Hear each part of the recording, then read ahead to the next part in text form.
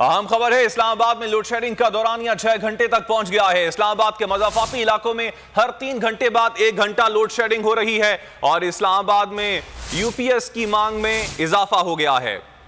Update कर रहे हैं आपको, इस्लामाबाद में लोड शेडिंग का दौरानिया 6 घंटे तक पहुंच चुका है। इस्लामाबाद के मज़ाफ़ाती इलाकों में हर 3 घंटे बाद 1 घंटा लोड शेडिंग की जा रही है।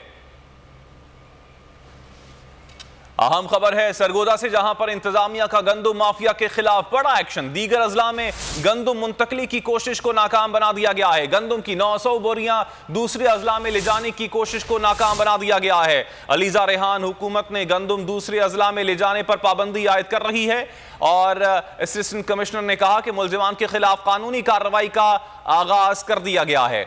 अपडेट कर रहे हैं आपको सरगोदा से, जहां पर इंतजामिया ने गंदुम माफिया के खिलाफ बड़ा एक्शन लिया है। दीगर अजला में गंदुम मुंतकली की कोशिश को नाकाम बना दिया गया है।